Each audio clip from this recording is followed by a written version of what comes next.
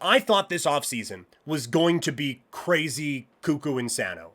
Instead, this offseason was boring, snooze, snooze, oh, it's over. This was a bad offseason.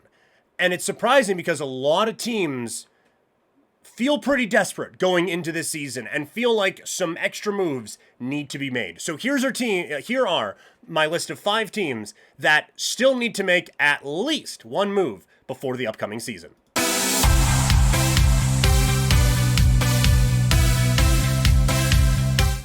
The NHL offseason was a dud.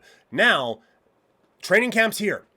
And it's surprising that these teams didn't make the moves that we thought they were going to. So these are teams that still feel like some extra work needs to be done, whether it's during training camp or before the trade deadline, but just let's not put pens down just yet. This isn't Ink Master when the time runs out, and it's stop tattooing. These are teams that need to make some moves. At the top of the list, in part, engagement-wise, and also belief, the Toronto Maple Leafs. Obviously, Mitch Marner wasn't going to go back to Toronto. I think we knew that coming into this year. The thing that has surprised me about Toronto is there hasn't really been that sort of counterpunch. And talking to Leafs fans, they will tell you that the way that this is different and the way that this is better is that this is now a team that is better suited for playoff hockey. Right, with Michelli, with Waugh, with Joshua, with Nyes probably taking another step forward this year. This is a team that has a bit more of that grit and sandpaper and can score those tough goals when it comes down to playoff time. And maybe, but I think that is taking maybe some wrong lessons from Florida. You need to be able to score those goals, those tough goals, and you need to have that depth. Absolutely. But the Florida Panthers don't win 2 championships, and the Edmonton Oilers don't get to 2 championships if their top guys aren't their top guys. And so, yes, awesome that Nicholas Waugh could come in and score 3 goals in a series and help the Toronto Maple Leafs. That's fantastic. But you still need high-level talent to get you through. And looking at the Leafs, and this has always been one of the things I would come back to, is like, yes, financially they are top-heavy at the forward position, right? You got 4 guys making all of the money. Now it's 3. The problem is when the talk was, well, just move him for a defenseman. Okay, now you have 3 top 6 forwards.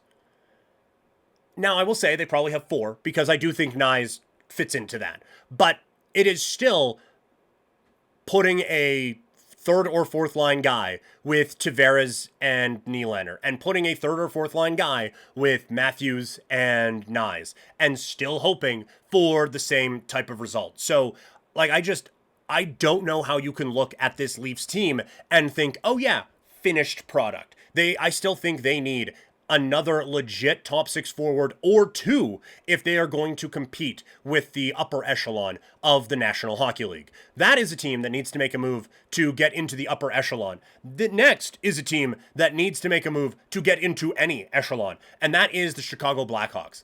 I did a couple videos to the point where I felt like I kind of needed to stop because it was getting to the point of harping that the Blackhawks needed to do something, that Kyle Davidson was general managing for his job, and I was expecting them to go out and bring in some extra talent to help out their young budding superstar.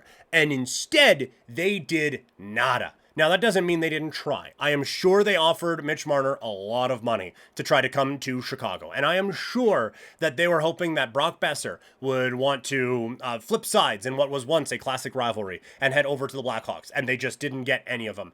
But I am absolutely flabbergasted that this is the roster that Chicago is going to come into this season with. That you have Connor Bedard, who didn't get a sniff of the Four Nations last year and is supposed to be this absolutely dynamic franchise-changing player, and you are still going into another season where he has no one beside him and no help on this team at all. If you want to say, like, it's tanking for one more year to get Gavin McKenna, fine, I guess. But that's not what was supposed to happen when you get Connor Bedard. When you get that, he is the franchise changer. He is supposed to be that guy. And to give him no support and no help on this roster at all, I feel like they are doing a gigantic disservice to the kid and doing a disservice to their organization as well. They have not built this roster up well at all. They have not built this team up effectively in the slightest. And I would not be surprised if it is a new person who is in charge of the roster decisions by this time next season.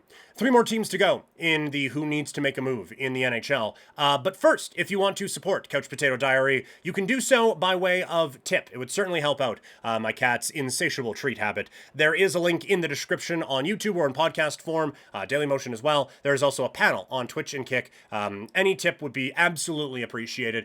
Just watching, just lending your eye or ear to this means the world to me. But if you do have an extra couple of bucks and want to support the show, that would really help out with a lot of things around these parts. All right, our last few teams that need to make moves. Up first, it is the Edmonton Oilers.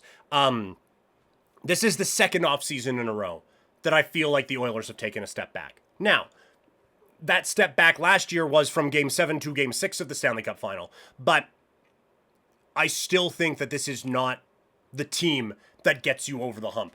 And now with even more importance being placed on Connor McDavid's contract situation and all of that, the fact that they were able to get out of the Kane contract and the Arvidsson contract without having to give anything up and actually getting in return is staggering to me. So kudos to them for doing that. But you look at this roster, and I get they had to sign Bouchard, but you look at this roster, it is not good enough, I don't think, to go out and win a championship this year.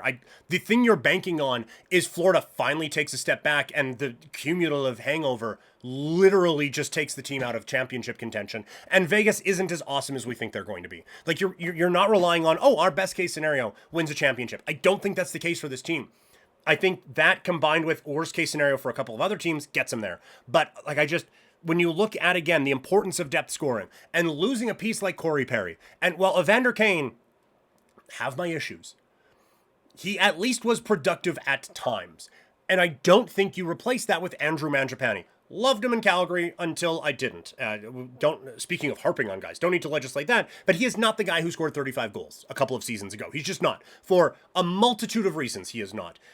And so again, I don't know where any of the help is coming from for McDavid and for Draisaitl. And not that we're thinking, injury, of course, but these guys have played a lot of hockey. And if you're banking on that being a thing that Florida falls off on, you guys have played just as much. You've been there both times.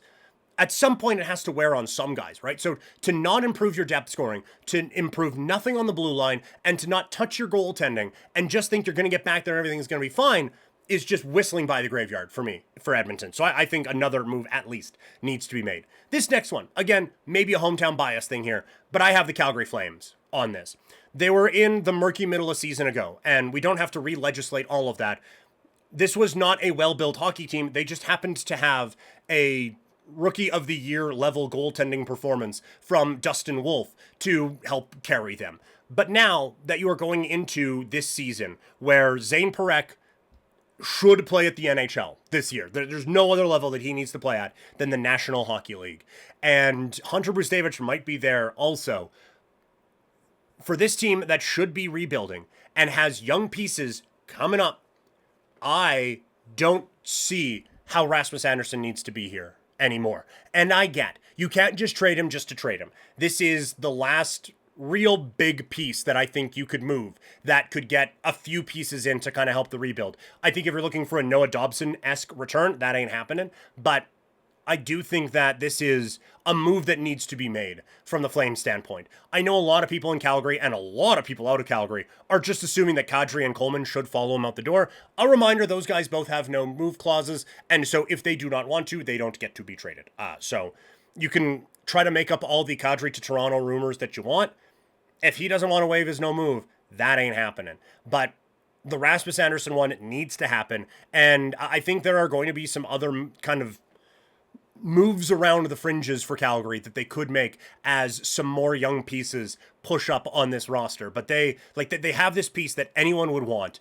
The contract negotiation part of it does, I think, limit things a bit, but it's a fantastic contract he's on now. The Flames can absolutely eat some of it and make it the best contract in the league and try to go out and make a big game-changing move for their... Game-changing would be a bit of a stretch, but make a big move for them. So I think Calgary, still, given the situation they are in, has a couple of moves that they need to make. And my last one on this list, the Seattle Kraken. They made a couple of big splashes in free agency last year with Chandler Stevenson and Brandon Montour. And that is all fine and dandy. I like both of those players a lot. I did not like them for the contracts that they signed, whether it be the term nor dollar amount. And now Seattle is in a spot where they have a ton of expiring contracts and a ton of veterans, but then also a couple of veterans on long-term contracts that maybe don't want to be there if they're going to rebuild. So it's a weird spot that Seattle put themselves in with what I thought to be a hasty offseason a year ago.